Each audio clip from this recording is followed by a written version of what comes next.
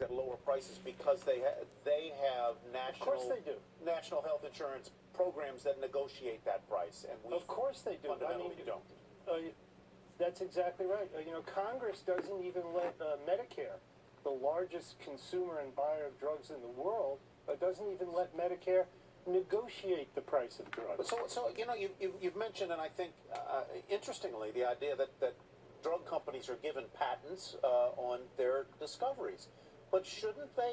I mean, shouldn't they have some period where they benefit from the intellectual property ownership? And so, how would you change that? Is my question. Of course they should. I would do what every other country does. Is that they have patents that apply there too, but they apply some control to the prices so that the CEO of a drug company can't wake up one morning and say, the $200 we're charging for this pill, let's make it $1,000. What the heck? That is abuse of a monopoly. Every other country does it. This is not rocket science. The same thing with nonprofit hospitals. The same thing with medical devices. We are the only country in the world that does this.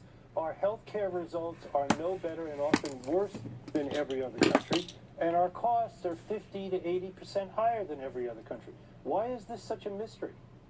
Profits are what bring products to market. And we would actually have far better products on the market if other countries actually did it our way. So you're saying that if one of the drug companies only had a 30% margin instead of a 60% margin, I'm talking net, not gross, that they would just decide, let's go out of business, it's not worth it? No. Okay, thanks. You're making a totally different point than what I'm making. Profit is what brings things to market. No one is against the more you control profit, the fewer products you will get.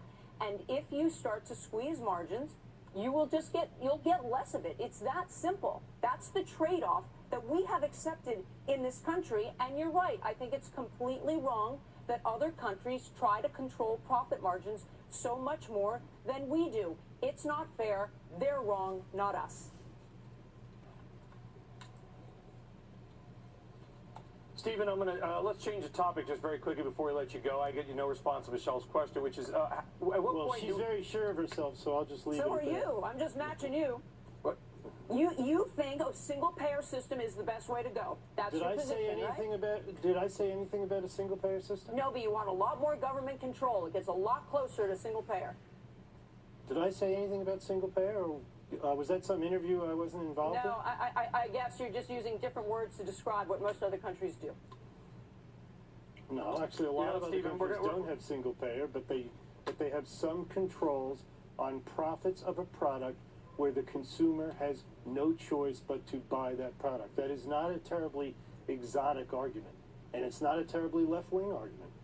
Stephen Brill, we are going to leave it there. Listen, it was a meaty discussion, a heady issue. It's not going away. This issue of cost, at least now people are talking about cost instead of just how to